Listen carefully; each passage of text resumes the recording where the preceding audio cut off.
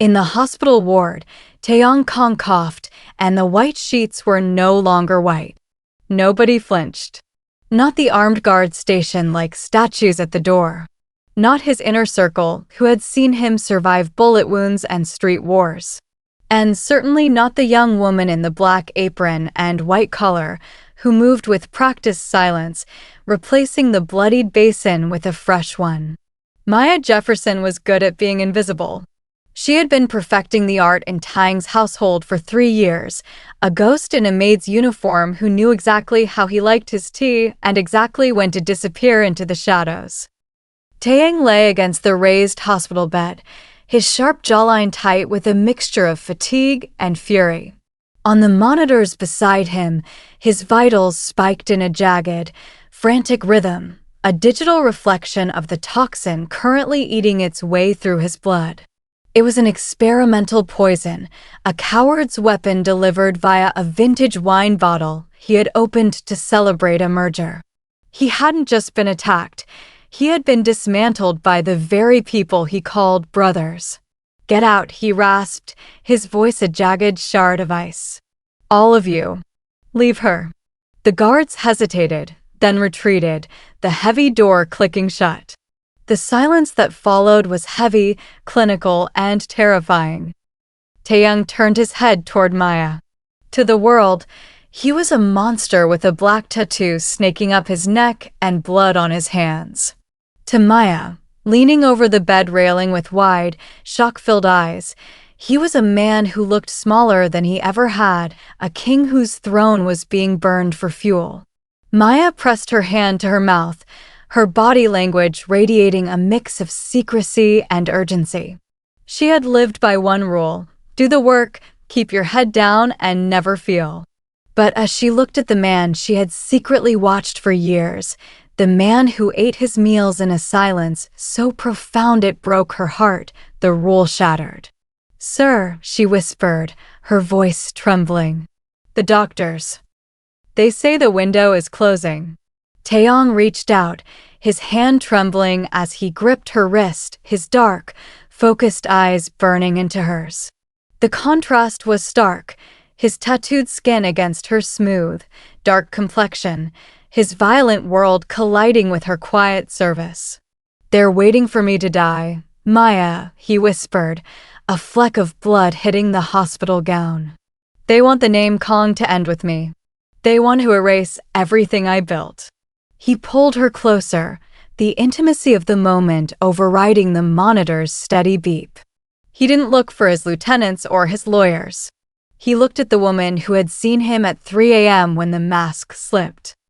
"You're the only one they aren't watching," he breathed, his expression a mixture of seriousness and desperate urgency.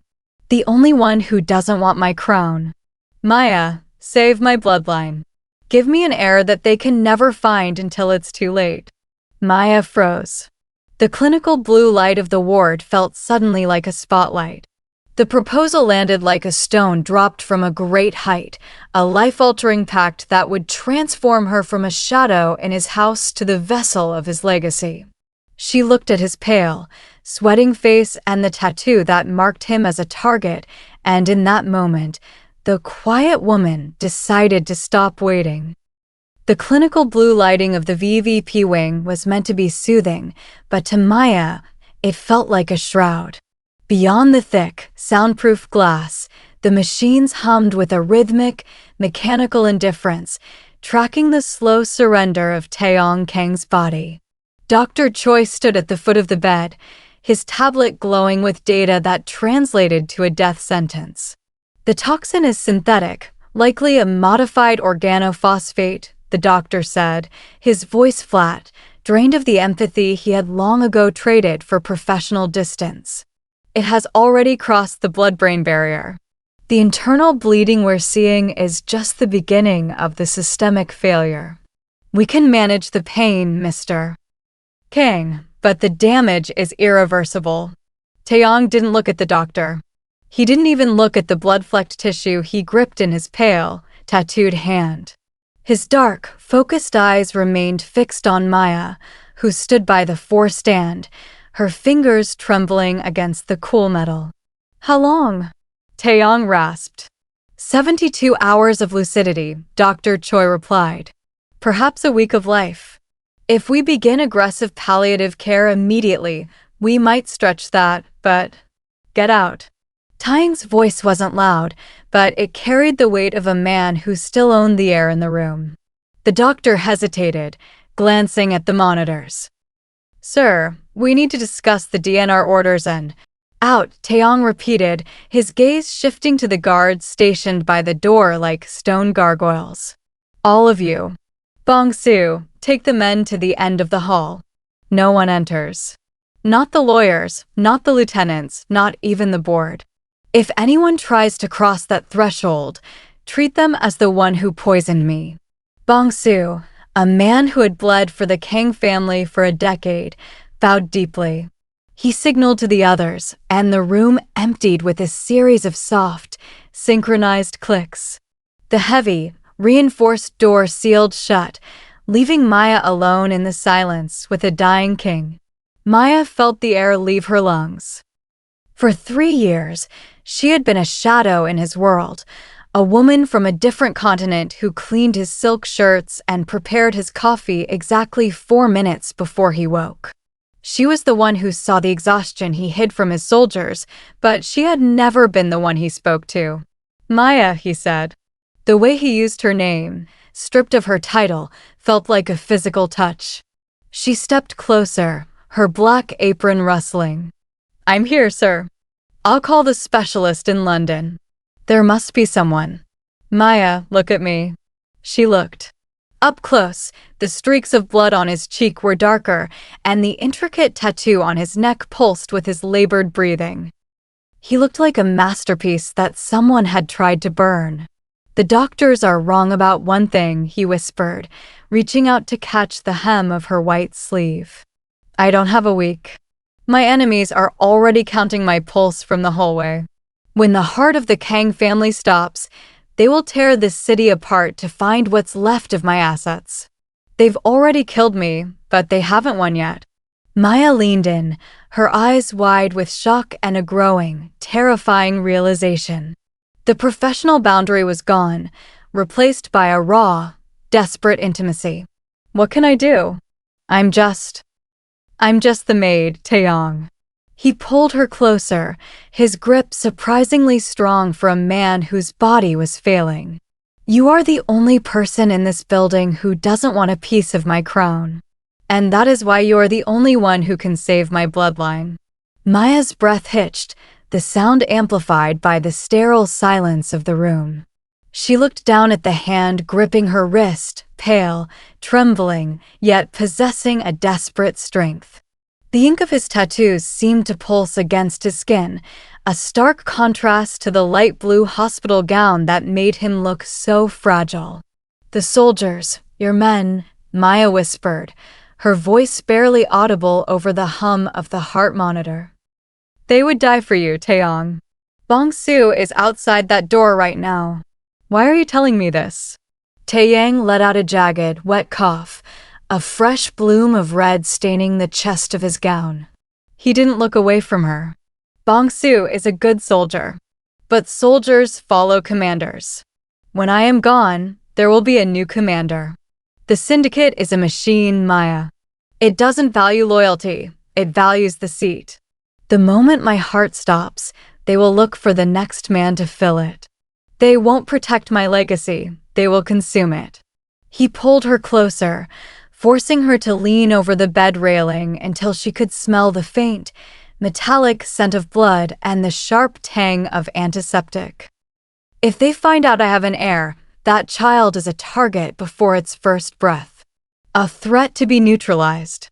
I can't trust the men who are already measuring my coffin for their own gain. Maya's mind raced. She thought of the 3 years she had spent moving through his estate like a shadow. She had seen the way his lieutenants looked at his chair when they thought he wasn't watching. She had seen the greed masked by bows and honorifics. You want me to have your child? The words felt heavy, impossible. I am a maid, Taeyang. I am nobody in your world. That is exactly why it has to be you, he breathed, his dark eyes searching hers with an intensity that made her chest ache. To them, you are invisible. You are the help. They will never look for my future in a woman they never bothered to truly see. You are the only one who can carry my blood out of this burning house without anyone noticing the smoke. As she looked at him, the shock began to recede, replaced by a deep, hollow ache she had suppressed for years. She realized then that her hands weren't just trembling from fear. They were trembling because she had spent 1,000 nights wondering what it would feel like to be this close to him, to have his undivided attention.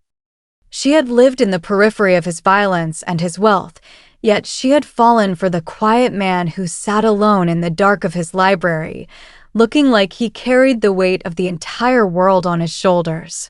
She wasn't just his servant, she had become his silent witness. And in this moment of his ultimate vulnerability, she realized she couldn't let him simply disappear. "You're asking me to disappear with you," she whispered, her thumb tentatively brushing the back of his hand.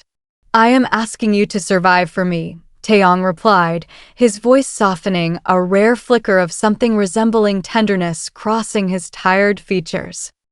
"I have nothing to give a woman like you but a dangerous name and a fortune that will paint a target on your back.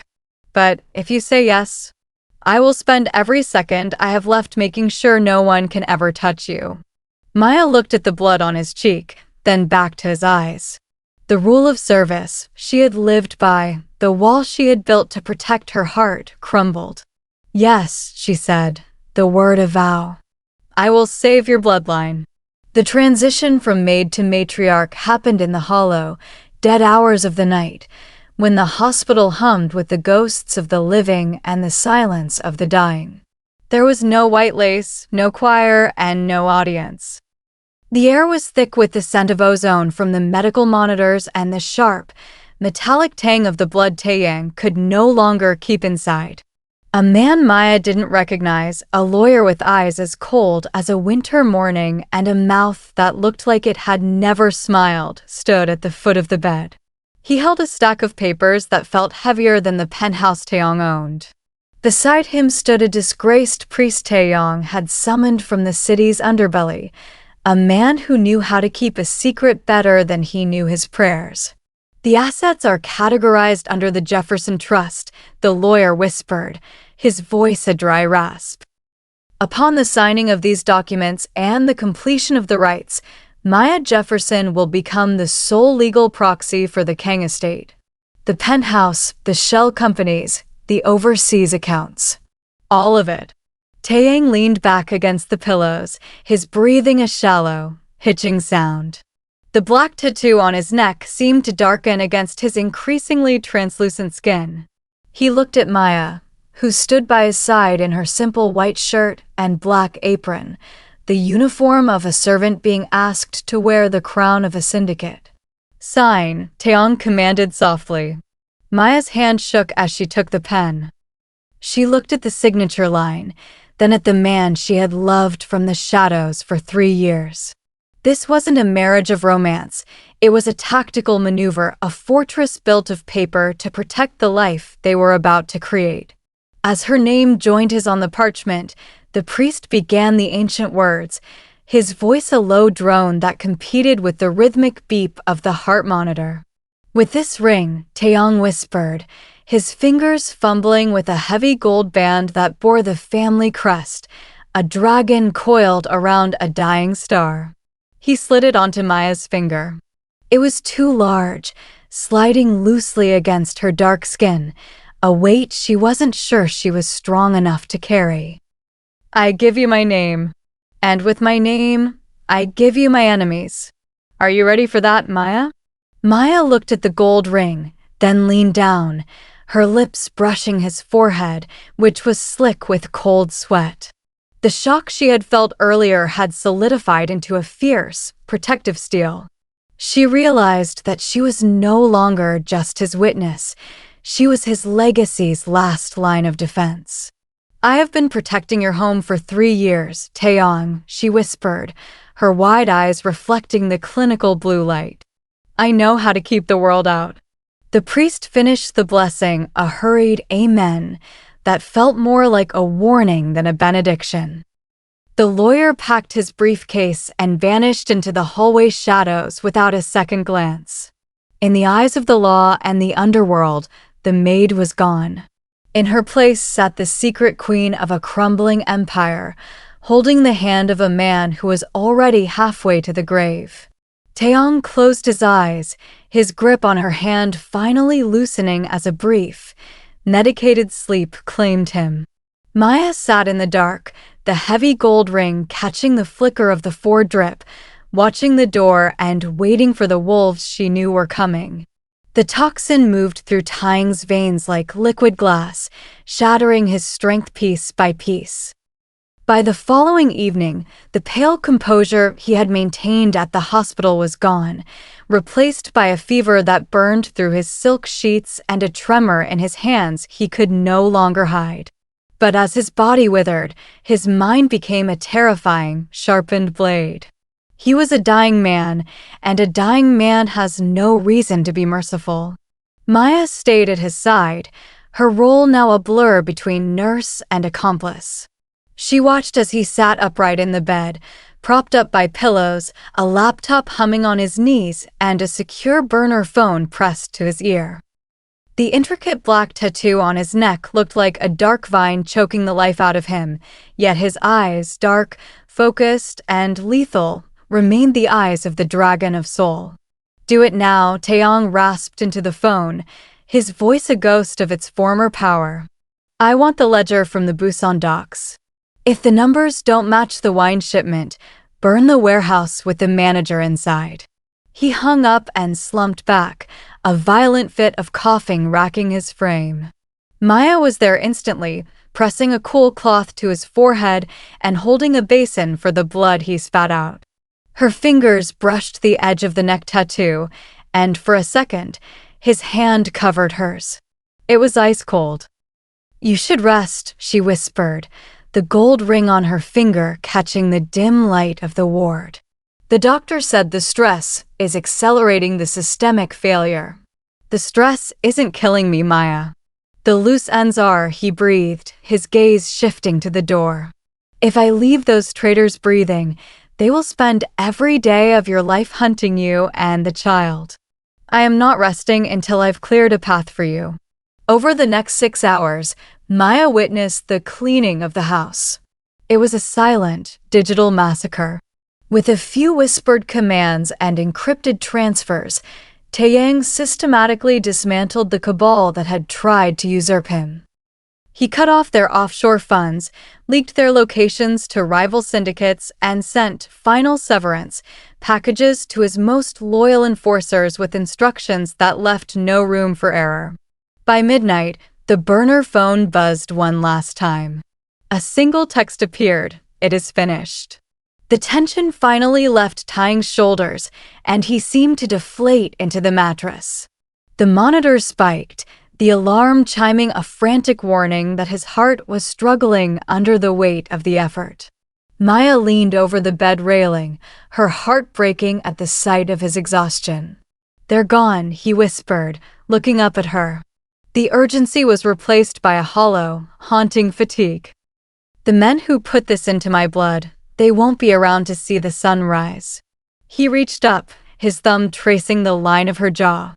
"The house is clean, Maya. But the air is still thin. You have to leave tomorrow. The safe house is ready." Maya pressed her face into his palm, ignoring the clinical smell of the hospital and the metallic scent of his blood. She felt the pulse in his wrist, thready and fast, like a bird trapped in a cage. He had used the last of his life to kill for her. Now she would have to use the rest of hers to live for him. The move was executed with the surgical precision Taeyang had spent a lifetime perfecting. To the hospital staff and the lingering remnants of the Kang Syndicate, Maya Jefferson had simply disappeared into the gray Seoul morning, another servant fleeing a sinking ship. She left through a service entrance, her meager belongings packed into a single bag, looking every bit the frightened Maid. But the black sedan waiting for her didn't go to a bus station. It climbed the winding roads of Namsan until it reached a glass and steel fortress that overlooked the city like an eagle's nest. The safe house was a penthouse designed for a man who expected war. It was silent, sterile, and filled with the kind of luxury that felt like a gilded cage.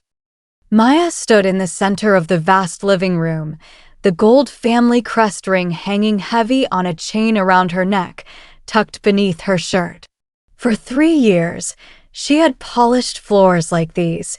Now, she was the only person allowed to walk on them.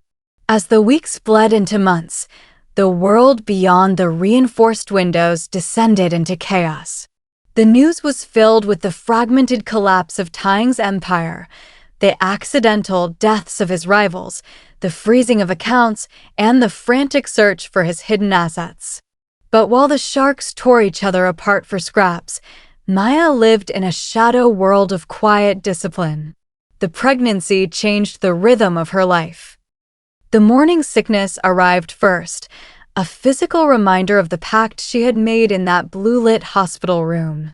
She navigated the penthouse alone, her only contact being Bong-soo, who arrived twice a week with supplies and medical reports, his eyes never straying from the floor out of respect for the woman who now held the Kang legacy in her womb. She spent her afternoons in the library, surrounded by Taeyang's books, watching her body change in the floor-to-ceiling mirrors. She wasn't just Maya anymore. She was a vessel, a sanctuary. When the first flutter of movement happened deep inside her, she sat on the cold marble floor and wept, not out of fear, but because she finally understood the weight of what Taeyang had given her. It wasn't just a child, it was a reason for him to have existed at all.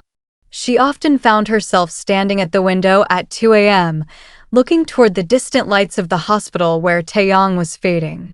She would press her palm against her still flat stomach and whisper to the darkness, telling the child about a man with a dragon on his neck and ice in his veins who had cleared the world of monsters just to make room for them to breathe. To the Syndicate, she was a ghost. To the law, she was an anomaly. But inside the penthouse, Maya Jefferson was becoming something formidable. She studied the ledgers Taeyang had left for her, learning the language of power and the geometry of shadows. She was no longer waiting for the storm to pass. She was learning how to rule the rain. The maid had died in the hospital ward, and in the silence of the safe house, the queen was beginning to wake. The door to the penthouse slid open with a soft, mechanical hiss at 3 in the morning. Maya was already awake, standing by the window, her hand resting instinctively over the slight curve of her stomach. She turned to see a ghost walking into the room. Taeyang was supported by Bong-soo, his frame so skeletal that the heavy wool coat he wore seemed to be the only thing holding him upright. The black tattoo on his neck looked like ink spilled on parchment. He waved Bong-soo away, stumbling slightly as he sank into the velvet armchair facing the Seoul skyline. His breathing was a wet, ragged labor, but when he looked up at Maya, the fire in his eyes hadn't gone out, it had simply concentrated into a singular, dying heat. "I don't have much time left for hospital beds," he whispered, gesturing for her to sit on the ottoman at his feet. "Tonight, you stop being the woman who watches. You become the woman who acts." For the next 4 hours, the safe house became a classroom of shadows. Taeyang didn't speak of love or the child, he spoke of the vultures. He pulled out a leather-bound ledger and a series of encrypted drives, his trembling fingers tracing names that ruled the city's darkness. He taught her the geometry of the threat, how to tell a loyalist from a climber by the way they stood in a room, and how to identify the telltale signs of a man who is about to lie. "Money is not wealth, Maya," he rasped, coughing into a handkerchief that came away crimson. "Control is wealth. The accounts I've moved to your name are scattered across 4 continents. If you move more than 10 million at once, the banks will flag you. If you move less than 1, the syndicate won't notice. Stay under the radar until the boy is old enough to hold a sword." He showed her how to read the ledger of favors, the politicians who owed him their careers, and the judges who owed him their lives. He taught her that the Kang legacy wasn't built on violence alone, but on the secrets kept in the dark. As the sun began to bleed over the horizon, painting the penthouse in shades of bruised purple and gold, Taeyang leaned forward, his cold hand cupping her cheek. They will underestimate you because of your skin, because of your gender, and because they think you were just the girl who cleared the plates, he breathed, his dark eyes burning into hers. That is your greatest weapon. Let them think you are weak until you are in a position to ruin them. Maya listened with a terrifying focus.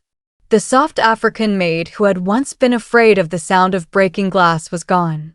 In her place sat a student of power, absorbing the final wisdom of a dying predator. She realized then that Taeyang wasn't just giving her money, he was giving her his teeth. I understand, she whispered, her hand covering his. I'll watch them all. I'll know them before they know me. Taeyang managed a ghost of a smile, his head falling back against the chair as the effort of the lesson finally drained the last of his strength. He looked out at the city he had conquered, then back at the woman who would survive it. The lesson was over. The master was spent. And in the growing light of dawn, Maya felt the weight of the crown settle firmly onto her head. The end did not come with the roar of gunfire or the dramatic chaos of a fallen empire. It came in the deep, hollow silence of the penthouse, accompanied only by the rhythmic, mechanical sigh of the portable ventilator. Taeyang was no longer the dragon of Seoul. He was a man whittled down to bone and memory, his skin so pale that the black tattoo on his neck looked like a shadow cast by another world. Maya sat on the edge of the bed, cradling his head against her chest. She had shed her maid's uniform weeks ago, but she still moved with the same quiet grace, her presence the only anchor he had left in a world that was rapidly dissolving. The heavy gold ring on the chain around her neck pressed between them, a cold seal on a warm heart. Taeyang's breathing had changed. It was no longer the desperate, wet struggle of the previous nights, but a slow, fading ebb, like the tide pulling away from a jagged shore. He opened his eyes one last time. They were clouded with pain and morphine, but when they found Maya's face, they cleared with a terrifying, lucid intensity. He didn't look at the city lights outside or the ledgers of blood and gold they had studied. He looked at her dark, smooth skin, her wide eyes filled with a grief she refused to let spill over, and the life he knew was growing inside her. Maya, he whispered, the sound barely more than a vibration of air. I'm here, Taeyang. I'm right here. She brushed a stray lock of black hair from his forehead, her touch steady even as her world fractured. He reached up, his trembling fingers hovering near her cheek, unable to quite make the distance. Maya caught his hand and pressed it to her face, closing her eyes as she breathed him in. For years, she had watched him from the shadows, terrified of his violence and captivated by his silence. Now, in the final seconds of his life, there was no violence left, only a profound, aching stillness. All those years. He panted, his voice a jagged thread. I thought the legacy was the name. The fear. The power. I was building a monument to a dead man. He swallowed hard, a small trickle of blood escaping the corner of his mouth. Maya wiped it away with a tenderness that made his throat tighten. I was wrong, he breathed. It's not the blood on the streets. It's the blood in your veins. It's the way you looked at me when I didn't deserve to be seen. He struggled to find the air for one last truth. The monitors chimed a low, warning note, but he ignored them, his focus entirely on the woman who had become his sanctuary. Thank you, he whispered, his eyes shining with a sudden, wet brilliance. Thank you for making me more than a monster. For giving me a home before the end. His hand went limp in hers. The tension that had held his jaw tight for a decade finally dissolved. Taeyang Kang exhaled a long, final breath, and the weight of the dragon of Seoul vanished, leaving only a man who had finally found peace in the arms of the one person who truly knew him. Maya didn't scream. She didn't call for Bongsu or the doctors. She simply held him, rocking him gently in the silence of the high-rise fortress, her tears finally falling onto the black tattoo on his neck. She sat there for a long time, a secret queen mourning a secret king, while beneath her heart, a new life stirred, the first beat of a legacy that would never know the violence, only the love that had saved it. The silence of the penthouse, once a sanctuary of grief, shattered at exactly 4 a.m. It didn't begin with an explosion, but with the soft, systematic death of the security monitors. One by one, the feeds of the private elevator and the service stairwell went black. Maya sat in the center of the darkened living room, her hand resting on the swell of her stomach, feeling the frantic, tiny kicks of the life inside her. She didn't panic. Panic was for servants. She was a widow of the Kang line now. She remembered Taeyang's voice, raspy and hollow in those final hours. When they come, they won't come as soldiers. They'll come as ghosts. They think you're a frightened girl hiding in a dead man's closet. Let them believe it until they're in the kill zone.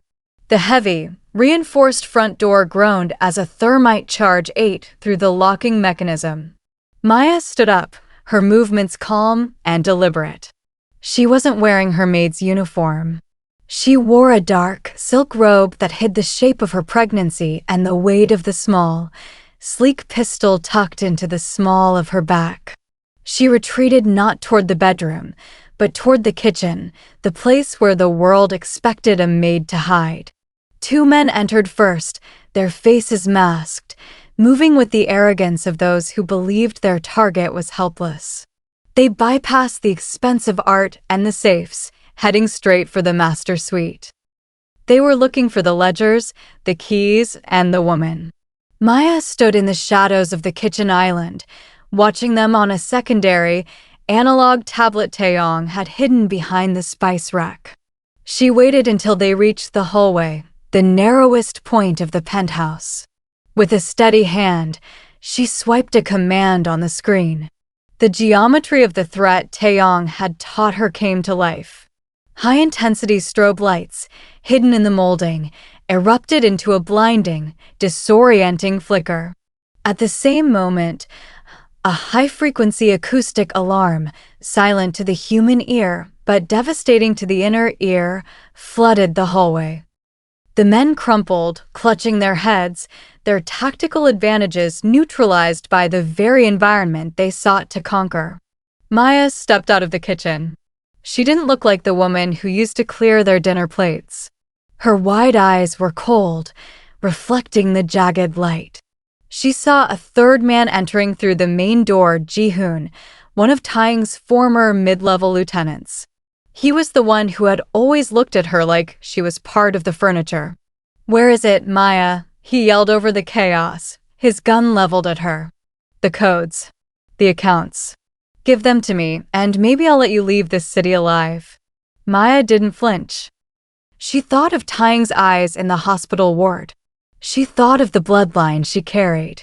"You always did talk too much, Ji-hoon," she said, her voice steady and devoid of fear. "Taeyang said that would be the reason you never made it to the inner circle." She didn't reach for her gun. She reached for the panic button on the wall, the one that didn't call the police, but triggered the final severance protocol Taeyang had left for his most trusted enforcers. Within seconds, the service elevator hissed open, and Bongsu stepped out, his weapon already raised.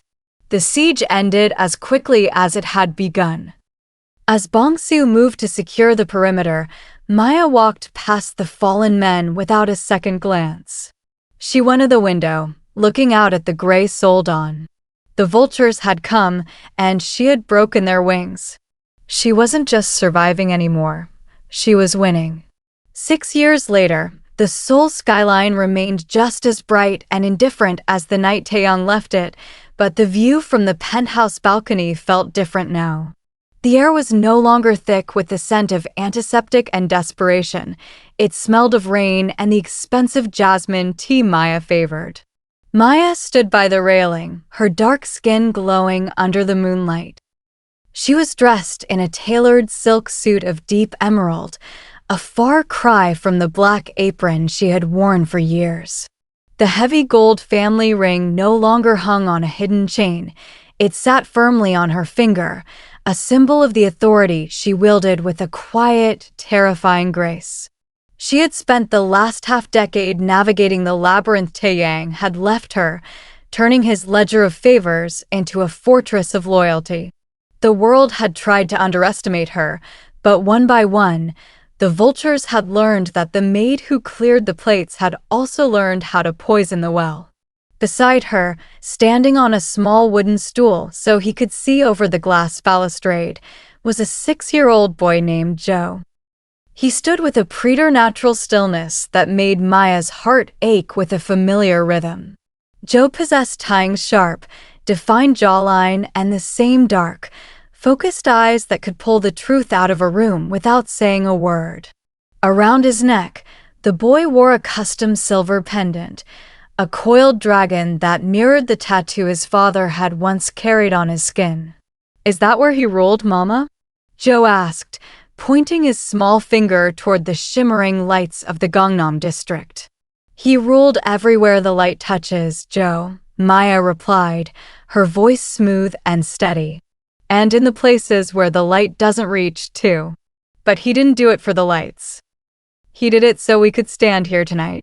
Joe considered this with his father's trademark seriousness, a gravity that seemed too heavy for a child, yet fit him perfectly. He turned his head slightly, his gaze catching Maya's. "Bong-su said they used to be afraid of him. Are they afraid of us?" Maya reached out, her fingers brushing the boy's hair. "Fear is a tool, Joe. But your father taught me that respect is the armor. We don't need them to be afraid. We just need them to know that the Kang line didn't end in a hospital bed." The boy leaned against her arm, warm and entirely real, the living proof of a midnight pact made in a room full of monitors. "I have his eyes," he said softly, a statement of fact rather than a question. "You have his eyes," Maya confirmed, her throat tightening. "And his strength. But you have my heart, and that is what will make you a better man than the world expects." She pulled her son into her arms, breathing him in. Outside, Seoul hummed along, a vast machine of glass and steel that had no idea it was being watched by its rightful heir. Some love stories do not end, they simply change shape. They live on in the space between a mother's protection and a father's legacy. They live in the eyes of a boy who would one day claim the city his father saved for him.